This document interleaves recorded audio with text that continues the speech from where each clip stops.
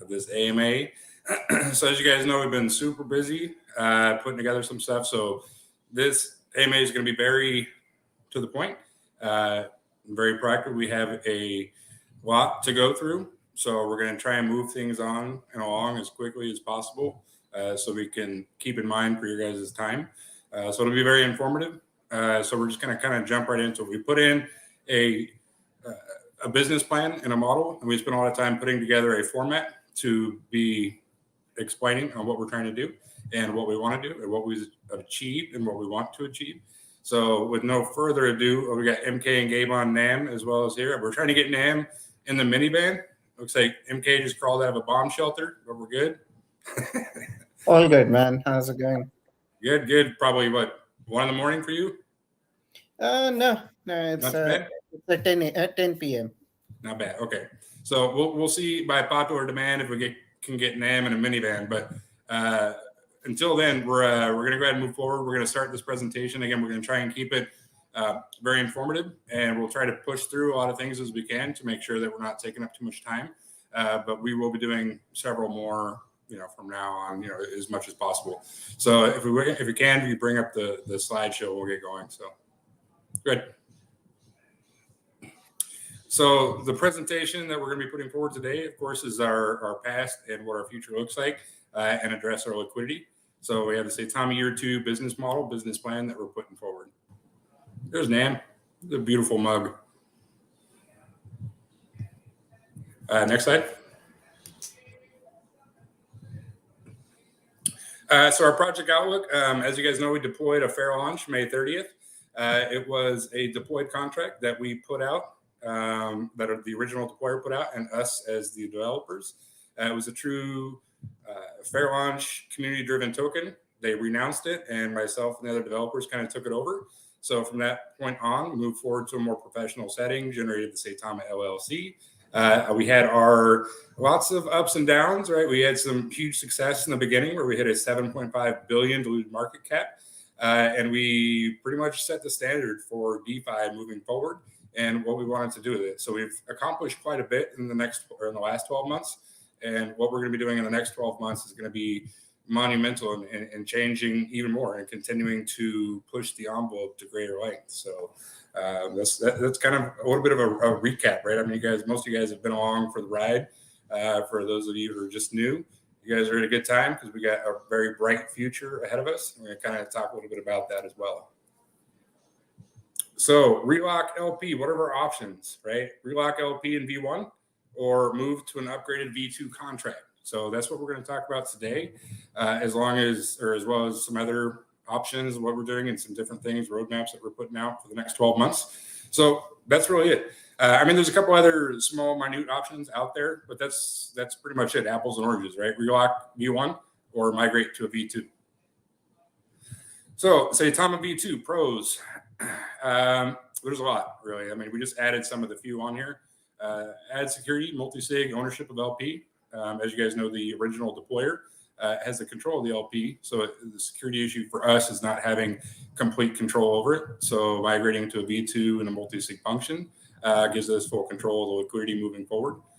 Flexibility, update some of the contract as needed. So being able to manipulate certain aspects of it to really configure to our roadmap and our ecosystem, alter some of the tokenomics, and leave the meme category, right? We want to get out of the meme category by reducing the supply, whitelisting, centralized exchanges, and all those good things. So option A or B, right? Relocking the liquidity, some of the pros. It takes kind of the edge off, right? It gives a little bit of a sense of calmness of the community. Folks are maybe worried about the liquidity being unlocked, what's going to happen. Just by relocking it just kind of mitigates that a lot. But it, again, continues to handcuff us, right, if we continue to do that. So if we relock it, we just have to keep relocking it. And so that's kind of the pro on that, I guess. Same tokenomics contract from launch. Nothing really changes. All you just do is relock the liquidity. So next slide. So new cycle begins. What we have chosen out of those two options is we are going to migrate to a V2. We are looking at our current contract, our roadmap, and there has been a lot of back and forth with the developers, with the deployer, with our tech team, and the community as well. We wanted to kind of get with everybody and see what that looks like. And we had to really put everything down on paper and figure out how we can really push this to the next level and what we wanted to do with it. So as we approach year 2 for Saitama, a lot of the different things that we have set forward on our roadmap coming up and the things that we want to do, the V1 contract is just not really sustainable to what we want to do. And we would eventually have to migrate to a V2 anyways. So as opposed to doing it now or 6 months from now, it's better to do it now as we're kind of in the middle or at the tail end of a bear season. It makes the most sense. So now we can get everything migrated. We can have it the way that we want and run into this next bull market and really capitalize on it. So that's kind of the plan. As you guys know, we've done a lot, and the things that we want to do with our V1 contract and upgrading the original contract, we've been having to work around a lot. So this kind of saves us a lot of time moving forward. Now that we have a V2 and we're migrating it, we don't have to do workarounds. We can really manipulate the contract now to really make it malleable to all the things that we want to do moving forward. So the new cycle begins now. To upgrade the Saitama project, making it stronger, more sustainable for the road ahead. As I mentioned, we have so many things that we're working on that are in the pipeline.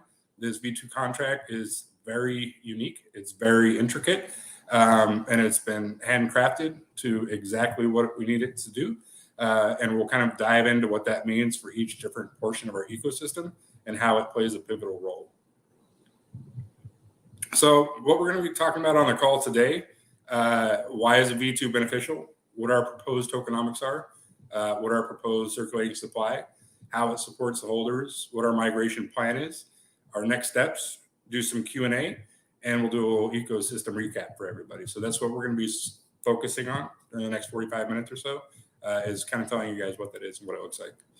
So why is V2 beneficial? Added security. We touched a little bit on it earlier. The added security obviously gives us full control of the liquidity, doing a multi-sig wallet function with the original deployer. So not just one person has control of the liquidity. That means that every single person in the development team has to sign off on anything that we do with the LP. It will be relocked after we do the migration. So there's nothing that can stop us from that.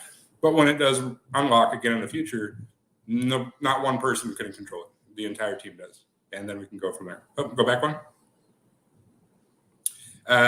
Fit to face the future. As I mentioned, the contract itself, we've molded it to really be adaptive to our ecosystem and our roadmap and all the things that we want to do. The contract will be able to sustain that. So, and again, sustainable business. Right? It's about being progressive and taking the last 12 months and learning from it, making alterations and modifications to sustain business practices moving forward.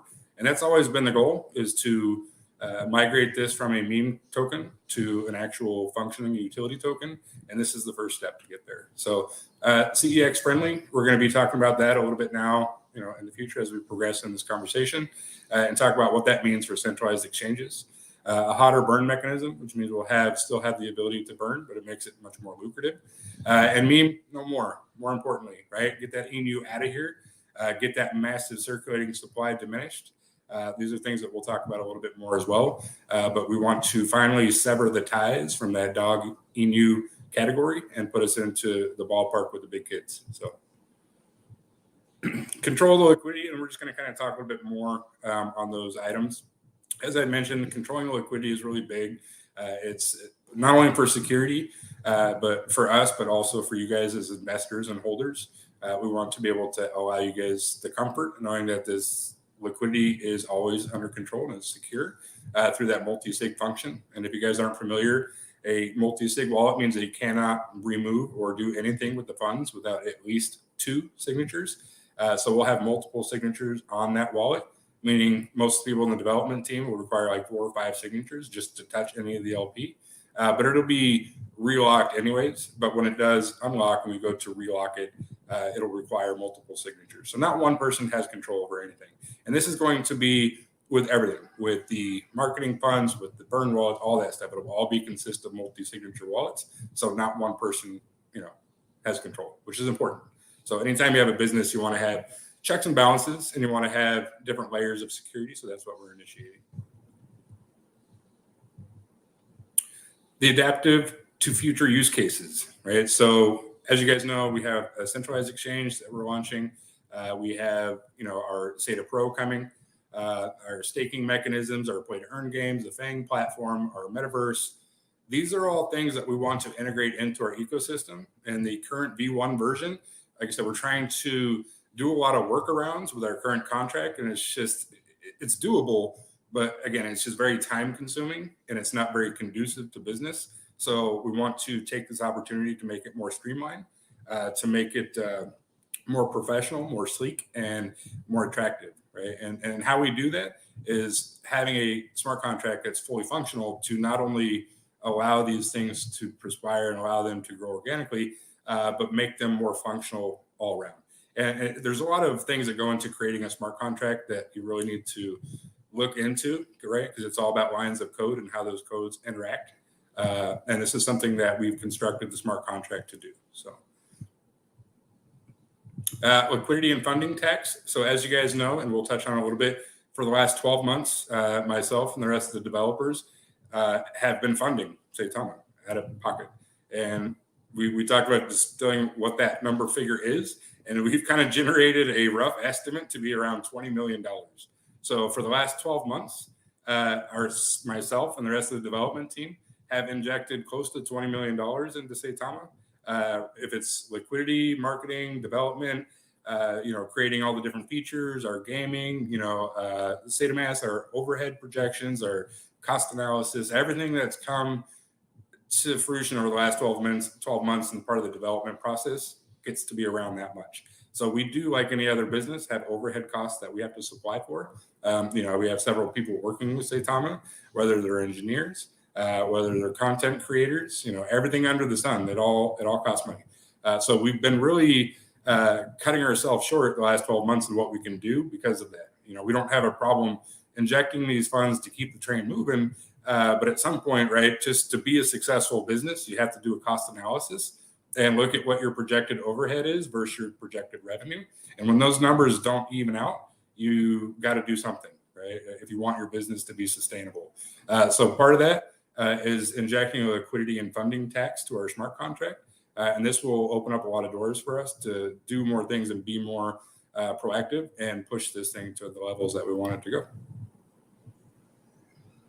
CEX friendly. So we are under NDAs with some major exchanges, and they want to do our V1 contract. They said they can, but it's difficult. So I'm going to kind of explain a little bit why that's difficult, because we've received some feedback, and we can, right? We can do your V1 contract for these top tier exchanges, but they require multiple blockchains calls.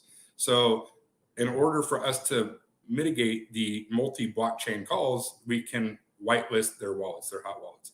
Right now, because the contracts were announced, we can't whitelist any wallets. So the current exchanges we have, every single transaction that occurs on the blockchain, whether it's sending tokens there or withdrawing tokens from the exchange back to a hot wallet, you get hit with that tax. So the centralized exchange, then to rectify that, they have to increase their fees just to cover those costs. So a lot of these tier one exchanges actually do multiple blockchain calls just to get your tokens in and out. So for example, the tier one exchanges, if you have a X amount of tokens on Binance and you want to send them to your Trust wallet, they have to do one blockchain call to confirm, and then another blockchain call just to send them. So if you have a non-whitelisted wallet, you're basically doing two blockchain calls. So those tokenomics are hitting twice, and the centralized exchange is footing that bill, or you guys are as the user. So having this ability is really much more sexy, because you're initiating zero blockchain call. You're initiating that tax through a whitelisted wallet, and it's much more lucrative for everybody, right? So it's kind of a turnoff. Again, so being under advisement, I said, we can utilize a V1 contract, but we recommend a V2 launch just to make things seamless and make them run smoother. So that's also played a lot into our decision to migrate to a V2.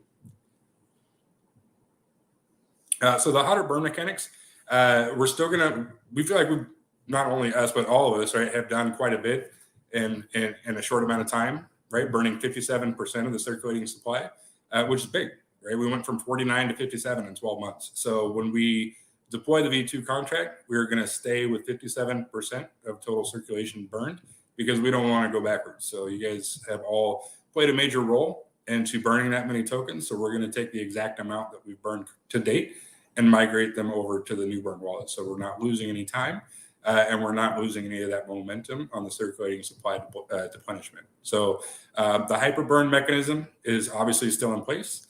There's a automatic feature that's going to be sent to a multi-sig burn wallet.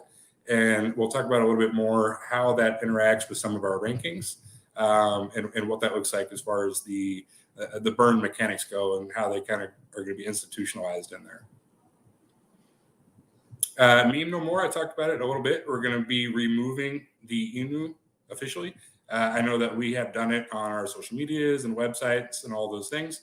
But on our smart contract itself and on Etherscan, we can't go in and change that until we modify it and change it to a V2 contract, so where we can remove the INU completely, right? Where it will be either Saitama LLC or a Saitama token. But having that INU removed is kind of the last step in the process of taking us out of that meme category or dog category and putting us into a true utility token. So also the supply, and we'll talk about this a little bit more too. So right now our current circulating supply is 100 quadrillion.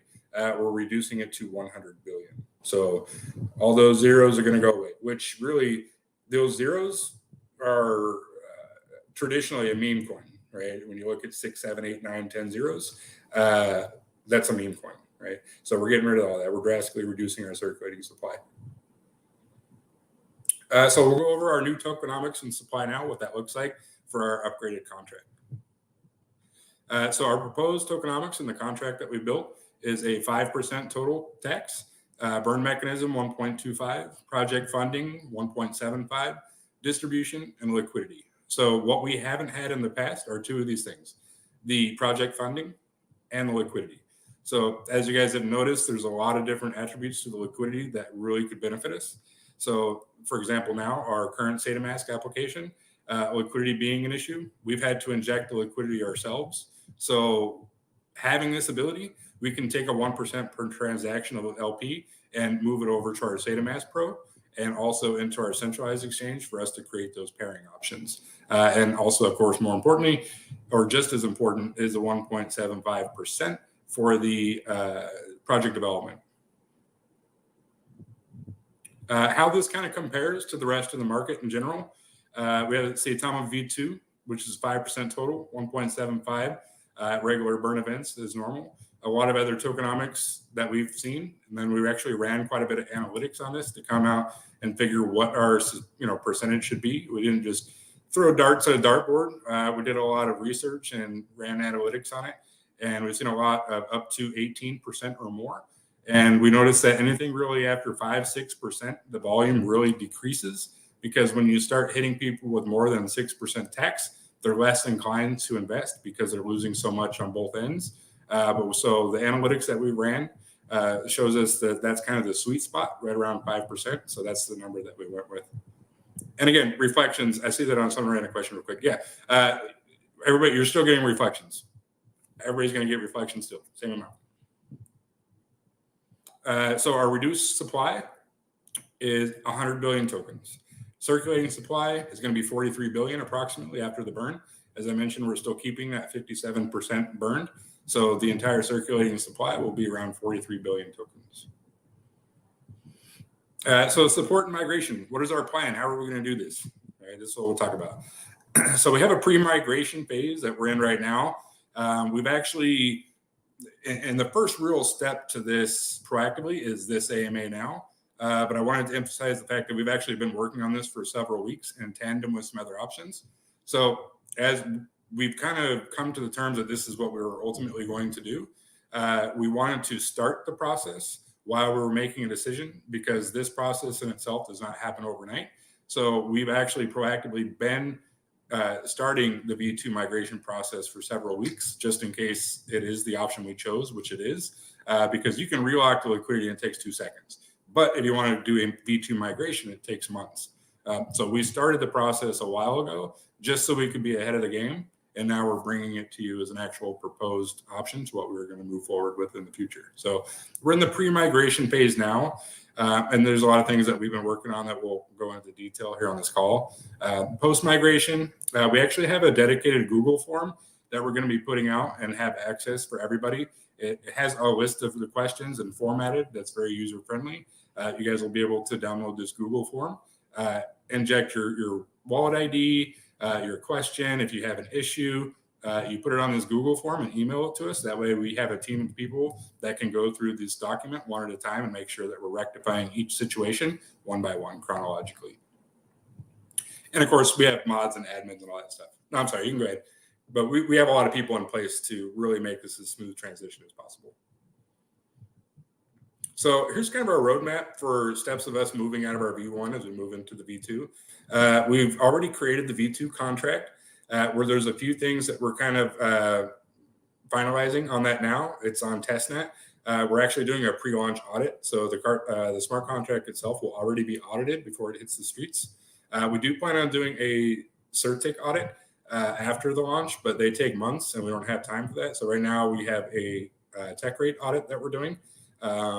And that's we've already had that done. So we have already deployed it on testnet, had this the tech rate audit done.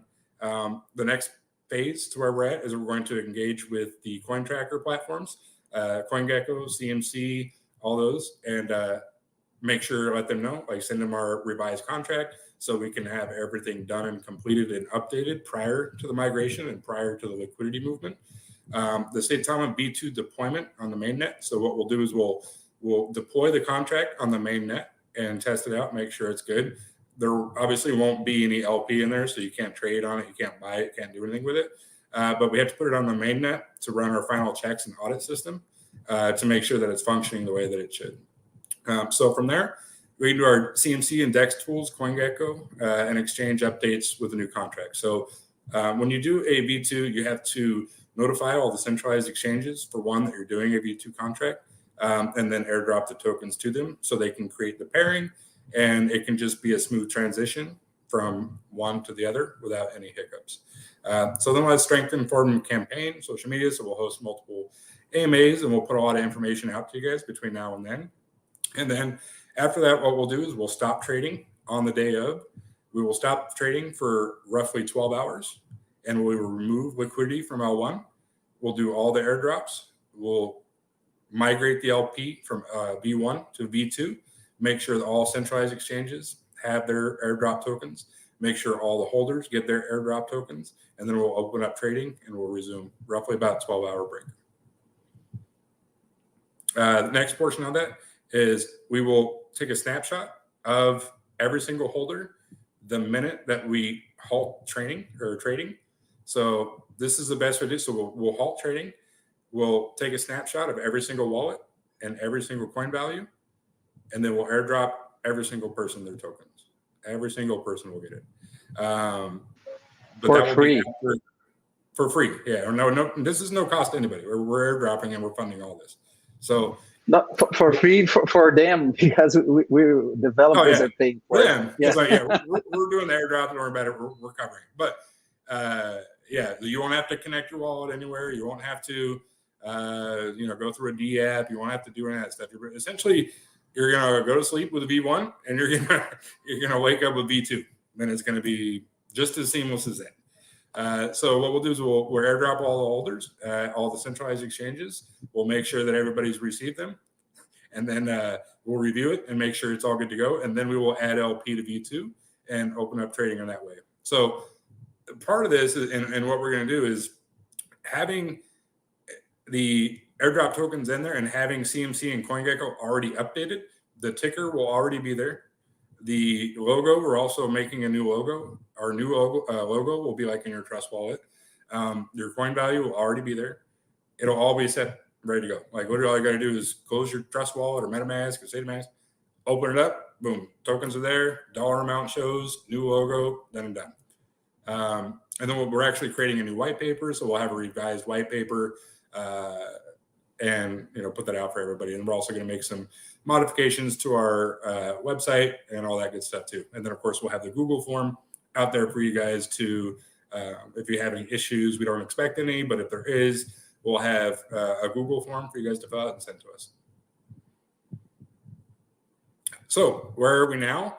We have obviously announced the V2. We've deployed and tested on testnet, did a pre-launch audit. We're starting informative campaigns, preemptively working with CMC and CoinGecko, working with all centralized exchanges. We're putting an Excel sheet together as we speak that's going to let us track and trace all the token values for each centralized exchange, so we can simultaneously shut down trading at time point A, airdrop all the tokens, resume trading on all the exchanges and on Uniswap all at the same time. So next updates in line, what we got, informative campaign, new white paper, new website, and new videos we'll put out. So these are all things that we'll be working on over the rest of the month as well. The informative campaign starts here, and then we'll kind of go from there, the rest of that stuff. So we have some preemptive Q&A. We just kind of put some stuff together that we thought might be frequently asked questions. So we'll go ahead and address those now that we already put together. So you guys, I'm sure there are a lot of stuff on your mind. So we'll go ahead and answer some of those now that we have already put together. Do I risk losing any of my Saitama tokens? No, you will not lose any of your Saitama tokens. You will have a smaller amount, right? That's it. Since we reduced our circulating supply, nobody's going to have trillions of tokens, right? But dollar value is 1 for 1. So if you have, a trillion tokens that's worth $1,000, and we migrate to a V2, say you'll have 1 million tokens, but they're still going to be worth $1,000. So your wallet value is going to stay exactly the same, right? Your tokens will shrink. You'll have less overall tokens, but the dollar amount will stay the same, dollar for dollar. And I would like, hi everyone, I would like to add into it is I see a lot of questions about people with cold wallet or ledger, that because the wallet token is on the blockchain, so regardless you're on the cold wallet or not, you will receive the token. Thanks, Dan. Appreciate the insight. So yeah, you guys with the ledgers, cold wallets, good, no worries. It'll migrate, airdrop simultaneously, just like you. So we're good. When do I see my new tokens? So you will see them automatically. As soon as we do the airdrop, you will see them in there, right? You'll get a notification on your wallet and you say, you receive, contract, Saitama, X amount of Saitama tokens. It'll show up in there. At the very least, right? If they don't show up, you just have to take the contract address and import it. That's all you have to do. They're in there. They're on the blockchain. So whatever wallet you use, MetaMask, Trust Wallet, SaitaMask, it should show up automatically. But if it's not, just migrate the new contract address that we'll have everywhere for you guys, and they'll be on there. So again, and if they're not there, that's why we have the Google form, and we'll go through and double check, right, if we missed one. Like I said, I don't anticipate it, but if we do, that's what it's for. Do I lose money with the supply cut? Like I said, no. We're just cutting the supply. That's all it is. So if man put a little equation out there for you guys, we're cutting the supply from 100 quad to 100 billion. So this means if you have 1 trillion tokens in V1, you'll have 1 million tokens in V2, but they'll be worth the exact same value. Like I said, if you had 1 trillion, it's worth 1,000. Now you'll have 1 million, still worth 1,000. Same dollar value. But the idea of that is as we increase our market cap, we can get into the cents, right? 1 cent, 2 cent, 20 cents, a dollar. This is much more in that true utility token kind of atmosphere. Because we're at 7.5 million market cap in the past, and we still had 5, 6 zeros. You know what I mean? Like that's not very lucrative. It's not very sexy. And also to kind of reiterate on that, when we have our centralized exchange and we're creating pairings, right? We're creating pairings on our centralized exchanges. Say we have an XRP or a Cardano on our centralized exchange, and you want to swap X amount of Saitama tokens for XRP, but you're going to trade like 6 trillion tokens for a couple of XRP tokens. Like, it doesn't make a lot of sense. And also as we integrate payment systems, and we have, if you're accepting Saitama as payment, whether it be at a grocery store or at the mall or wherever it is, so you're paying 10 billion tokens for a banana. Like it doesn't make, you know what I mean? That's kind of the whole thing, and taking us out of that true meme category and into that utility atmospheres by reducing that circulating supply. So that's kind of a quick mathematical equation for you, but it's very, very easy, right? You just drop the zeros. But if there is any further questions, we'll be talking about this much more. Well, moving to V2 cost me anything? No, like literally nothing. We have a platform that we're batching a lot of the wallets together. So when we do airdrop functions, we'll be doing blockchain calls with thousands of wallets per call. So yes, it's still going to cost money to do airdrops, but you will not accrue any of those costs. Like the development team, the deployer, like we're funding that as we normally do.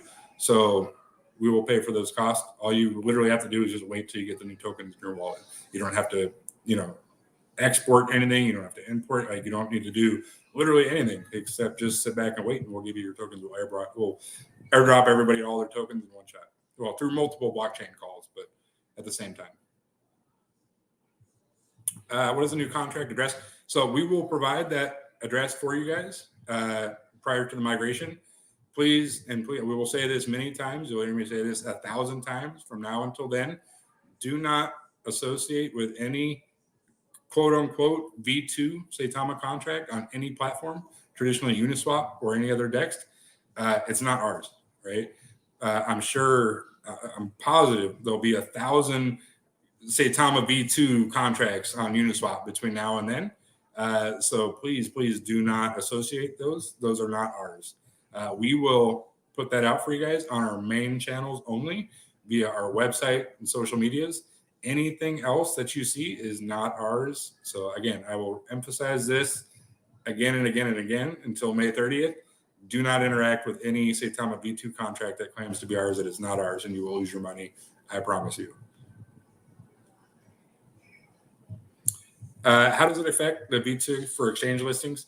Again, we kind of talked about that a little bit, mainly with the whitelisting, right? That's a big, and again, this is some of the feedback that we were getting, and it was an option, obviously, to go with the V1.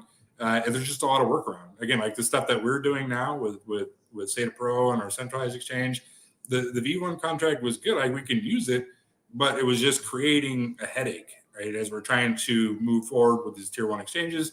Like it would just be really easy if you guys had a V2 so you could control the whitelisting ability. And that's been a huge issue, even on some of these medium-sized exchanges, right? They're like, well, we can do it, right? We'll list you, but we're going to have to increase the deposit amount. We're going to have to increase the withdrawal amount. And it's been kind of a pain in the butt. So also it gives us the ability to have some reserve tokens that we can use for liquidity on some of these major exchanges. So it's a huge thing for us. And this is going to be it's going to fast track a lot of things. How will this migration differ from other failed migrations in the DeFi space? We've seen and recognized quite a few V2 migrations, V3 migrations quite recently. And not to say that they went wrong, right? Like some of them went very smooth, but there also has been some that have had issues, and I'm sure you guys are all aware. So we, of course, proactively have done our due diligence on ones that didn't go so well and what those looked like and why they didn't go so well, and have put together a business plan and a model to make sure that our V2 migration is as seamless and as effortless as humanly possible. So this is not something that was done in 24 hours. This is not something that was done in a week. Like we have been working on it for several weeks and continue to work on it until May 30th when we physically migrate to the V2. But as everything we do, we try to set the standard, we raise the bar, and we try to do things effectively and efficiently as possible. So that'll be no different with this. And we've taken the time to make sure that this is done and it's done correctly. I know that there's been some things in the past that have done that haven't gone as well as we would have hoped or have had some wrinkles. So this is a new year and a new era for us. And we've taken the last 12 months in stride. We have learned a lot from it. And as we roll into the next year for Saitama, the next 12 months, we are bringing much more. We have taken what we've done in the last year, learned from it, and now we're moving forward. And this is the first phase of that. So if you have questions and concerns, obviously I have the barcode here or the QR, and we're going to have lots more information coming out with it, what that looks like. We'll have the Google form for the post-migration period, and there's going to be tons of information out there, right? And we're going to be talking about it from now until then. We're going to be, as transparent as we possibly can, right? And tell you guys all the steps along the way, what it looks like, where we're at, and it's going to, I'm excited. I really am. And I there's a lot of things that we've been trying to do, and it seems like we hit a roadblock on a lot of things simply because of our contract and not having the ability to manipulate it and move things around and change things internally to make it functional. It was honestly, if we should have probably done a V2 last November, but as you guys know, we were having a massive run up. It was in the middle of a gigantic run. I think that if we did a V2 last November, we wouldn't have as a success as we did. We didn't know exactly what we wanted to do for the following 12 months. Our ecosystem has changed immensely since then. So I think this is realistically the perfect time. The market's a little bit obviously bearish right now. So this is a great opportunity for us to migrate to a V2 exactly the way that we want to, and just in time to catch that next leg up in the market. So, as unfortunate as the market conditions are and the Saitama price and a lot of the things that we've kind of endured over the last several months collectively as a community, as developers, I think it's just time-wise, it works out for the best. And this is ultimately going to be a huge catalyst for us moving forward and for you guys as well as part of this project. And we're just really excited about where it's going. So that's there's some information that you guys can get here, and we'll have lots more for you too. So a little bit of an ecosystem recap and what our V2 migration is going to look like for you guys. We'll talk about some of those things here.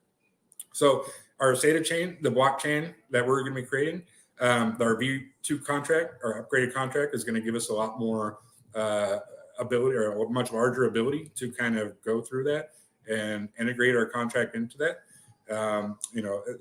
It's just a huge part of what we want to do. It's a long-term projected goal, but this contract will help streamline that a little bit. So SATA Pro, as you guys will see, SATA Pro on there, not SATA Mask Pro. We did a kind of pool. We took some thought process on it and the creative team as well. And I think that's going to be what our name of the updated app that we're going to be releasing next month will be, the SATA Pro. So there's a lot of stuff, components that will work with that. Having the V1 or the 1% liquidity will eliminate those liquidity issues on our current platform. So instead of being able to trade only a few bucks, you'll be able to trade as much as you want. It'll implement the staking factor, our play to earn, all that stuff. The centralized exchange, as I had mentioned as well, having the Saitama pair on there, we'll have some of that liquidity, and it'll be a much smaller circulating supply. So it'll be 1-for-1 with some of those more predominant altcoins that have a valuation of a penny or 10 cents or a dollar. It doesn't look as silly, right? You're not trading 10 billion Saitama for 1 XRP. It doesn't work. So it's like a 1-for-1. It looks much more attractive and it's much more streamlined. Our SATA Pay, as you guys seen, our partnership and collaboration with ePay, we'll have that on there, and our smart contract will collaborate with that as well. So that's part of our ecosystem moving forward. Our edutainment platform, having the ability to potentially pay for education material, course credentials with the Saitama token that doesn't consist of billions of tokens. People have asked SATA Realty, our ecosystem token, our sister token on there. What does that look like? And people say, how does that affect it? Because it's a Saitama pair. So the circulating supply for the SATA Realty token will remain the same, but the Saitama pair will be much smaller, right? The circulating supply. So you can still swap it 1-for-1, but we'll be able to have much more liquidity added to there. You'll be swapping like 10 or 100 or 1,000 Saitama tokens for much more SATA Realty. So we will be airdropping the V2 contract tokens into the SATA Realty pair. So it'll trade just like any other token on any other decentralized platform. But it allows us to help mitigate some of the liquidity issues we have now. We have plenty of SATA Realty tokens for the LP, but the Saitama is all out of pocket, right? And then as the Saitama price goes down, so does the liquidity in there, right? So with this upgraded contract, and the token value increases and the market cap increases, so will the value of the SATA Realty token. So that's a big part of that too. And as Gabe represents the Wolfcaster t-shirt, there's a lot of the play to earn games. How do we implement those pools or those pairing pools to implement earning tokens, right? Well, right now we don't have that ability with the V1 contract. So the upgraded contract will allow pool pairings to offer those tokens and incentivize people to play those play to earn style games. So that's a huge part of the ecosystem as well. The SATA Safe are obviously our hardware wallet everything plays into a total with that with our upgraded contract as well. And Fang. The whole point of our Fang platform is to have it built around a ecosystem around the Saitama token. So now with a reduced circulating supply, and we're having that 2% fee attached to it, you're having to mint it and sell and buy with an actual token with a true utility value to it instead of a meme token. So instead of spending a ridiculous amount, trillions of tokens for an NFT, you're buying it as you would a true utility token with an actual raw value to it. So it really plays a pivotal part into every single thing within our Saitama ecosystem. So it was kind of really a no-brainer, but of course, like anything we do, we have to look at everything around it.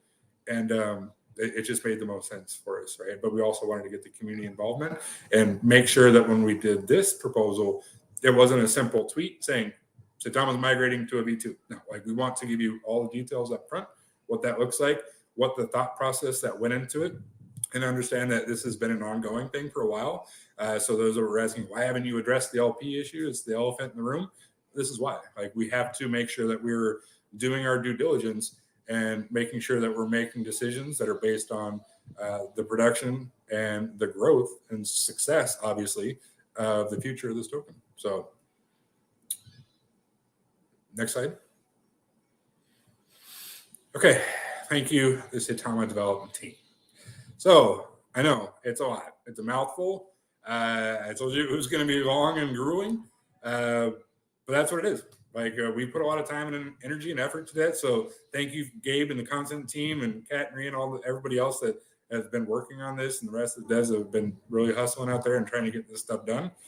We've been working. I know we haven't been as active on some of other platforms, but with everything that we have going on and trying to push our pro app, our centralized exchange, our payment systems, our V2 migration now, everything, right? We've been just all working like nonstop around the clock for you guys. So that's kind of our presentation for the V2. We'll be doing a lot more kind of Q&A, maybe with like some YouTube AMAs or some, Twitter spaces just to kind of address. But luckily we have a great team of and admins that are also fully well equipped to answer a lot of your guys' questions too. We make sure that we try to give them all the tools they need to answer questions. So if you guys know of some, they'll be on all different platforms, and they've been a huge help for our success and moving forward, and we couldn't do it without them either. So kudos and thank you to all you guys as well. What you got, Gabe? He's trying. See, Gabe's trying to give you guys little sneaks of all the artwork he's working on for Wolfcaster. So which one's coming out first, Gabe? I know you got a bunch of games. Which one are we going to put out first? Did you make up your mind yet? Yeah, no, it's the one we haven't talked about yet. It's the top secret one project. Yeah, because it sounds crazy, but we're developing 3 games at the same time, and you're gonna say, why don't launch one first? But this is not how things go. Like if someone tells you that you're gonna make a game in 2 months or 3 months, that's just not the truth, or they're just copying something, and we're doing something consistent that is built to last. And there's 3 completely different games that are all part of the same ecosystem. So we'll have our own DApp where you connect with your SATA mask, and all the games are connect to each other. Like you have a 3D game, you have a 2D game, the platform game which some of you I met at the Dubai Fair, had the chance to play it a little bit, like a demo version that we have. And plus we'll have a card game, which is the new one that we're developing right now, and will be an NFT-based card game, which is looking fantastic. I've been working for months without saying a word about it because it sounds crazy, but it's probably going to be the first one we launch strategically, so we gain more time to further develop the other ones and make this ecosystem stronger for the Wolfcaster franchise. Yep, lots of stuff, man. So 3 games. I know we work on one. How about 3? We had 3 that we're working on. So yeah. I'm excited to see some of that stuff as you can bring it out and show it to us, man. I'm excited. So anyhow, so did you guys, MK, Nam, did you guys want to bring anything up, talk about anything while you got here before we take a couple questions? Yeah, actually, I see still some question about like Coinbase wallets or Ledger. I just want to repeat that you guys will receive the token regardless, because it's basically the wallet still address is still on the blockchain itself. And another thing I would like to mention is, some people ask like what our price will be on the V2. So how it is, we decrease by 6.0. So technically right now, for example, right now our price is 0 and 8, you know, 0.80 and 39, right? So on the V2, we're looking at is with the same market cap, for example, we're looking at 0.20 and 39. So when we get up with the higher market cap, that the closer we get to the $1, and it's how we looking at for that's the goal for our project right now is Saitama hit $1 and beyond. That's what it is. Well, and because we also, and I know we haven't really touched on it a lot, and I did a little bit briefly, but we want to like really create Saitama to be a form of payment. So as we look into some like adopting financial aid and having a true payment system in other countries and having it be used for goods and merchandise, you want to have it as close to the USDT value as possible. So when our market cap increases to around that dollar value, it is essentially like a 1-for-1. So if we create an ecosystem in a financial system for different countries, and you're accepting payment and you're integrating and interacting on a financial basis in other parts of the world, how are you doing that with 1 trillion tokens? As I mentioned, are you going to go to the store and buy your groceries for 600 billion tokens? Like, it doesn't make any sense. So you want to try and keep it as close to that dollar value as possible. So at our current market cap, as Nan mentioned, being 2 zeros and a 4, as our market cap increases, we'll start getting closer and closer to that dollar value, and that's really what we want to do. So, no, absolutely. Hey guys, how's everyone doing? Yeah, same thing. I was trying to work on the Africa regarding what we were talking about, the use case of Saitama. When I shown them how it works, first thing they ask, how will they calculate having so many zeros? It's impossible for people who doesn't understand crypto. So more we go closer to $1, like Russell said, it's easier for the new people who doesn't want to go in crypto but who wants to use our token and Saitama's Pro to transfer the money and use as a use case. So 100% V2 was needed, and the advantages what we are getting, guys, it will show up lately, and yeah, every exchanges are looking for it. So keep the finger crossed, guys. We're gonna show some nice changes coming soon with all the things we are getting it finished. So yeah, and now I need one favor from you. A lot of people were asking about who are holding Saitama in exchanges. How can they, the exchanges can get this V2? Can you please explain, because you handle exchanges, bro? Oh yeah. So this is another touch base. So technically, how it goes is, like I mentioned, Russell did mention it before, is we're gonna do an airdrop to the exchange. So how it is the exchange is as the mainnet wallet, the main wallet. Then they have a lot of wallet under the main wallet. So which is like the holders. So when the main wallet receive the token and will work with them, they will just diverse own the token with the 1-to-1 ratio. Definitely will less 0, but 1-to-1 ratio in the value to the holders. So no one in you guys on the exchange, even holder on the exchange, doesn't need to do anything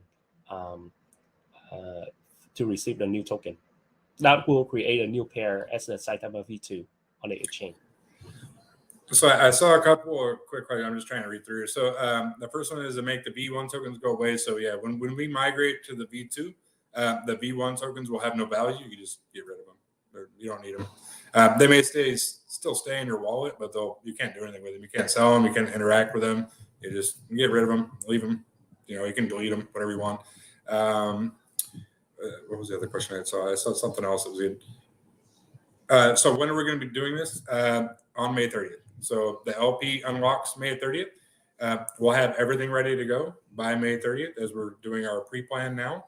So on May 30th, which is actually Monday, Labor Day or Memorial Day, we also kind of worked out as well, because I think trading volume will probably be down on that day anyways, since a lot of people will be on vacation or camping or spending time with their family. So the overall market will probably, the volume will be low.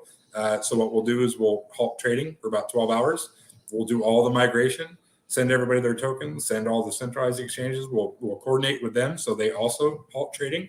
And then once all the tokens are airdropped, we'll resume trading, and it'll be business as usual. So for that 12-hour window, everything will be stopped, and we'll resume right afterwards. And it'll be on that day, the May 30th, the same day that the LP unlocks. And I know I didn't talk about it before, but when we do all the airdrops and we resume trading, we'll make sure that all the centralized exchanges are functioning, make sure they got all their tokens, making sure all the airdrop tokens to the holders are good to go, everybody's accounted for. And once everybody is good, everybody has their tokens, trading is resumed, then we'll relock the V2 tokens, right? So we'll relock the liquidity, but we want to make sure first that everybody has all their tokens, that trading is normal, and everything is taken care of. And again, then we'll utilize the multi-sig function, and we'll relock L2 tokens, or V2, sorry. And another thing I see that people are asking, like, what's your the migration date? So technically, we can do it like right after the day that the LP on V1 can be unlocked. So that's, we're looking at, end of day on May 30th and early May 31st. So that's one of the question I see a lot pop up on the chat. Just want to answer the community. So does V2 make, no, we'll still be decentralized because we're still instilling a burn mechanism. What makes a token centralized and decentralized? It's still a decentralized token because we still have a burn mechanism in place. So the amount of our circulating supply will continue to burn. So we're having a smaller circulating supply now, but it's still a decentralized token to where we're burning them. So it'll get even smaller as time goes on, which will then reflectively increase the valuation. So we've been working with the deployer and obviously with our tech team and doing with the migration process for the airdrop. I think they had a couple different platforms that they're testing now. So I'll have to ask them and see which ones they're using. I know they're looking at a couple different ones. Sata Pro soon. What do we got? MK, we got updates on that? We got updates on Sata Pro timeline? We'll be landing there on Wednesday. So yeah, Wednesday, Nam, Gabriel, Aaron, we'll be reaching there, and yeah, we'll send you the updates, some photos, everything, so people will know what's happening. And on Monday, I have a meeting in Dubai with ePay guys, so I can give you more updates on what the future plans they have it, so you guys can understand, because lately what we were discussing, they are putting some partnership with restaurants, supermarkets, starting with Dubai and Abu Dhabi, where you can use Saitama Pro. No, Saita Pro? Saita Pro. I voted, everybody asked Saitama Pro, but other two places it went Saita Pro. So sorry, guys. It's sexier. It rolls off the tongue. Me and Gabriel was Saita Pro, David. Yeah. So like Sata 6. We started the poll. Sata, yeah, everything. So they will be the poll you saw. Oh, sorry, bro. No, the poll you guys saw on Twitter was actually started like a joke between me and MK, because I started a poll in the Portuguese group and Brazilian group, and then he said, I'm gonna make something bigger, and he posted on Twitter, and then it was, people started voting, but I was actually reading the comments there, and they were much more illuminating to me than just votes, and a lot of people saying, I'm gonna change my vote, like they had a second thought. And it just sounds better. I don't know. It suits our new moment now, our new cycle. Sorry for cutting you. No, it looks better, bro. Anyway, and yeah, so that one you can use your Saitama Saita Pro. Sorry, again, as usual. So it's like a code. You can use that one tag like a PayPal. So one is that step, and once we finish with that, after a few months, we are planning to go with the that debit card, what we promised, Saita card. So there's a lot of plans, but before that, we want the Saita Pro to work 100%, then ePay, then staking. So things will be changing in few months. So give it by next month. Hopefully, we'll manage to get the beta version, because we don't want to jump and do something which we can correct. So once it's done and side by side, the audit will be start working. So everything will go with the plan. So sorry for if somebody thinks, why it's a beta version, it's needed. So yeah. So just to kind of recap, so you guys will be in India next week, meeting with the tech team, meeting with ePay, and doing them for the centralized exchange. ePay is in Dubai, so Monday, Tuesday I'll be in Dubai. I have a ePay and a few more meeting, but unfortunately today there was a news of death of Honorable ex-president. So Monday, Tuesday, Wednesday is off. So I was trying to cancel my ticket, but they told me, you come over, we'll come to your hotel, and still we can open the office and we can have a meeting there.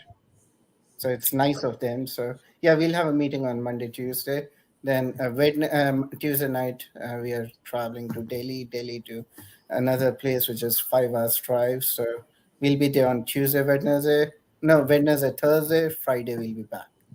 Okay, so yeah, you guys will be in India next week, setting up all that stuff. So time frame wise, as you guys mentioned, we got Saita Pro looking to launch kind of the beta version next month. And with that, the ePay system and the staking mechanism, somebody asked about Lucky Roo. Lucky Roo will be on the Saita Pro version as well. Yeah. But the idea is, of course, right now to focus on the V2 migration. So we have, we all kinds of things working all at the same time. But as it goes chronologically, obviously the V2 migration comes first at the end of this month, and then roll out, the Saita Pro mechanism, and then the audit and beta, and then the gaming and the ePay and staking and all these other exclusive tokens. And then also at the same time rolling out our centralized exchange while working on everything else that we're doing, right? So it's nonstop all the time, a million things that we're always working on. So everybody's clearly in a million different places, but collectively we're all together working on all these different functionalities and building them out. So, but chronologically, of course, B2 coming first, and then Saita Pro next month with all the other stuff. So, and one more thing, it's I forgot about the exchange in India. The name has been decided, but we are going with the trademark, everything. So first week or something, we'll announce the name of the exchange in India. There we go. So first week of June, we'll give you guys the name of our centralized exchange that we're going to have trademarked and start rolling out with that too. So big stuff coming for June. It's going to be exciting. And honestly, I'm hoping that June timeframe, we start hitting in some favorable market conditions. And I think we'll have our V2 out at the end of the month. V2 will be fire, and we'll have all this stuff rolling out, and we can just ride this bad boy to the moon. So V2 will be launched exclusively on SaitaMask. Out the gate, or we'll trade on Uniswap. No, so it'll be Uniswap, right? So we'll migrate the V2 on Uniswap, because we can't remove any liquidity from Uniswap, because that's where it originated from, and that's where a majority of the holders purchase and transact through. But the idea of instilling a 1% liquidity rate on there is to provide liquidity on SaitaMask currently, and as well on Saita Pro when we launch it.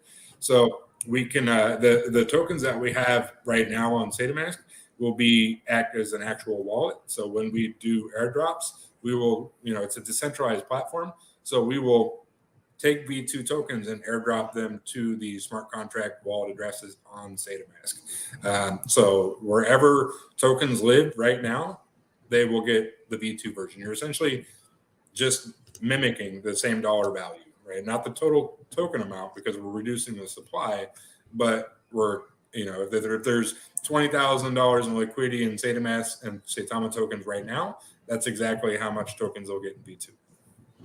And same with all the centralized exchange, hot wallets, and Uniswap and everything else. It's going to be a mirror image of dollar value. It's just the token circulating, the total amount of circulating supply will be smaller, of course. So someone's mentioned about a whale tax. So yeah, we're looking at that right now, and there is the whale tax on V1. but it's set at such a high amount that it doesn't really kick in. So when it was launched, I don't know the exact amount, but it's you can't buy or sell more than like 150 trillion. But back when we launched, you could buy 150 trillion Saitama tokens on V1 for a couple $100, like 500. So that's something that we're looking at right now in the V2 contract. If we want to initiate some sort of tax on there or a buy-sell limit, but it's not stop. It won't stop anybody, right? If we do a buy-sell limit or a tax, they just create multiple wallets. There's always workarounds, right? That's kind of the beauty and the Achilles heel of crypto, is you can always find a path around it. But yeah, we are looking at instilling some sort of whale tax or a max buy-sell. So. SATA desktop, yeah. So that's on the SATA Pro app, right? So we have some other stuff that we're working on, the SATA Mask with the desktop and the Dex Tools reader, and a lot of the stuff that we were like currently in the UI and API phase, rolling it out onto the SATA Pro version. That way, we're not integrating the API into our current version and then migrating it again in a couple of weeks or next month. It's a lot of work that's really unnecessary, right? So. Why work harder when you can work smarter? Tokenomics for buys, sells, and staking. So it'll be for all interactions on the blockchain. So anytime you interact on the blockchain, that tax is going to kick in.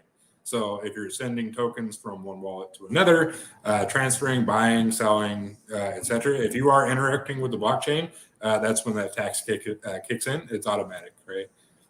The only time it doesn't, if you import your wallet somewhere else, you're obviously not interacting with the blockchain. You're just opening up a new portal somewhere else. So, and CMC, we didn't talk about this. So I just saw that. This is a huge part of V2 as well. So as you guys know, our ranking on CoinMarketCap has been off for 12 months. And the reason why that is because CMC cannot track our burn mechanism. It can't track our current circulating supply because it's ever changing. So with our current V1 conditions and our tokenomics and the way that the coin is structured right now, if we apply for CoinMarketCap to update our ranking, we send them how many tokens we have in our burn wallet, how many we have in circulating supply, all that information. By the time they get it and look at it, those numbers are different because every single transaction that occurs on the blockchain changes the number of tokens that sit inside the burn wallet. So to remedy that with our V2 contract, every mechanism within the burn get sent to a burn wallet, not the core burn wallet, but it'll be an alternate burn wallet that we will create, and it'll be called like the Saitama burn wallet. So it won't be a private wallet, won't be anything like that. It'll be a multi-sig wallet that is named Saitama burn wallet, and every single transaction, that percentage of burn will go directly to that wallet, but not to the burn mechanism wallet. So CMC can finally upgrade or update our current ranking. And then we will hold events, and once a month, every 2 months, we'll do events, right? Everybody loves burn events. So once that wallet hits a certain amount, we'll do an event, right? Hey, Saitama's going to do a burn event this Friday. We're going to burn, however many million tokens, however much have accumulated. Over the last 4 to 6 weeks, we'll do an event and we'll send all those tokens to the actual burn wallet, because every time we do that, we have to send notification to CMC to let them know that our burn wallet is increasing in value so they can update our current ranking structure, right? So everything is very much a thought process involved, and that's something that we can finally navigate around to get our current rank updated with this mechanism put in place. So it's something that we had to do in order for us to finally get recognized in the proper ranking structure that we should have been all along. It was just impossible for them to validate the way that our current contract was set up. So, they probably can, but it would be, it's just too difficult for them to do, to be able to track each thing. They can't validate it because it's ever changing. So this remedies that, and we can finally be structured and ranked the way that we should be. So, which is also a huge part. What happens to the SATA royalty tokens since they are Saitama V1? It's the same. It's just the pairing pool. So the SATA royalty token, the circulating supply does not change. It's the same. The only pair there is the current Saitama pair. So what we'll do is airdrop the liquidity for Saitama and put them in the V2 margin. So instead of being 1 trillion Saitama tokens get you 6 trillion Sata Realty, it'll be like 1 million Saitama tokens get you 6 trillion Sata Realty, right? It's the exact same functionality. It's just a different contract with the pairing pool. We stopped trading on Sata Realty during the whole V2. Yeah. So we're going to stop trading on every platform. We'll stop trading on SataMask. We'll stop trading on Uniswap. We're going to coordinate it with all the centralized exchanges so they stop trading. We're going to stop trading on everywhere, because what we need to do is, once we halt trading for that 12-hour period, we have to take a snapshot of all the wallet amounts and the addresses. That way we know exactly how much to airdrop to each individual holder. And the only way to really truly do that is to completely halt trading so those numbers don't change. So if you don't do it that way, people can try to manipulate it somehow, and that it doesn't work. So that the best way to do it is completely halt trading on all platforms, then get an accurate snapshot of the total token value of each wallet, and then take that value and migrate to V2 and airdrop every single one. And yeah, so implementing that 1% liquidity valuation into our current tokenomics will help tremendously in balancing out some of the liquidity issues that we now see.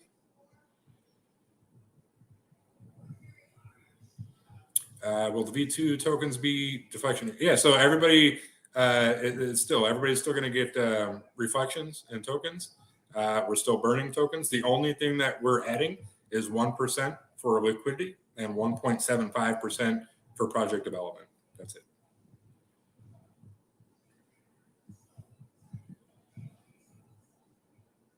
So some of the centralized exchanges that do not offer reflections now can more than likely initiate that process and give reflections, because we can whitelist them. So, which is also a huge bonus for everybody. Yeah, everybody will get Coinbase, everybody that's holding Saitama tokens on any platform, it all goes through the blockchain. So everybody's wallet lives on the blockchain. It doesn't really matter what platform you hold them on, as long as it's visible on the blockchain, which it has to be.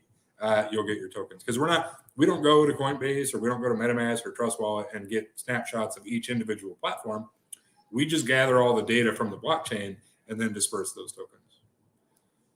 How soon after migration can we see tier 1 exchanges? I don't know. I can't put a timestamp on that. I have no idea, but it'll definitely speed up the process. Will Saitama Sata Pro have same pools or separate? No, it'll be the same. Everything's the same, honestly. It's just a reduced circulating supply. And it has advantages with the smart contract and the tokenomics attached to it. But all that stays the same. The pools stay the same. The pairing stays. Well, we have to create a different pair because it's a new smart contract. But the pools will be the same. The pairings are the same. Everything remains the same. Okay, so let's do one more if you can find a good one, or if we have somebody that has a question, we'll do like one more, and then we'll kind of close down. It's already been over an hour. I knew kind of run long, but we are going to do more. So see if I can find one here. So tokenomics for the airdrop? No, that is a good question. So we'll kind of leave it at that. So with the airdrop, no, you're not going to get hit with the tokenomics. So if you have, I don't know, we'll just use a very rough estimate number. If you have 100 tokens right now, when we do the airdrop, you're going to get 100 tokens. You're not going to get 95. Okay, you're going to get the same amount. You only lose the tokenomics when you interact with the blockchain on that, right? So we can whitelist the deployer wallet, obviously, and since the tokens are coming from the deployer wallet via airdrop, it'll be a whitelisted wallet, so it won't have to get hit with that tax. So those are good to go. The only time tokenomics take effect is when you're interacting, buying, selling, or trading. That's the only time. But now the centralized exchanges can be whitelisted and hopefully integrate tokenomics on the current platforms, and having a smaller circulating supply and whitelisting and doing all the things that we're integrating into the V2. We can adapt and overcome to some of the recommendations put forth by us by some of the tier 1 exchanges, and we can accelerate the process and do all the wonderful things that we want to do. So as I mentioned before, this is really the beginning of something great, and we've had some hurdles over the last 12 months, and like I said, we've definitely learned from them. We've accomplished a lot. We've done a lot of great things, tremendous things. We've done a lot of things that nobody else has really done in the space, and we continue to push the envelope. But we learned from a lot of it too, right? We learned from mistakes. We've learned from some things that have set us back in the past, and we've grown from it as individuals, as a community, as a business. I think we've really matured over the last 12 months. And this is really kind of a stepping stone for us to push forward to the year in front of us and all the things that we want to achieve. So we're excited. Finally, something we can put forward and start getting some positive traction and some momentum in the space. I think that's very important, right? It's not starting from scratch whatsoever. It's just the beginning of a new era, right? A dawn of a new era. That's all it is. So I appreciate you guys coming on. Do you guys have anything else for everybody? Or are you good? No, all good, man. Good. Thank you, everyone. Okay, awesome. Well, we didn't get to see Nam in the minivan, but maybe next time. Next time. Next time. We're going to have to get a minivan shot at some point. So in India. Yeah. Yeah. We have this channel, obviously, that we've had for a while.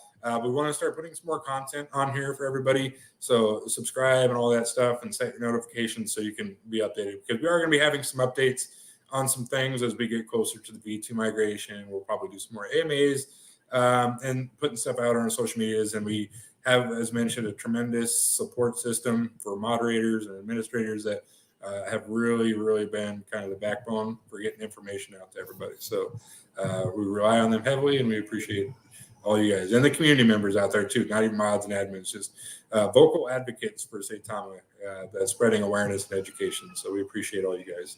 But yeah, thanks for coming out back to work. Lots to do still, but you guys got the update and hopefully some peace of mind, and hopefully we answered a lot of questions. I'm sure there'll be more, and we will definitely be answering those over the course of the next couple of weeks and the time from there on.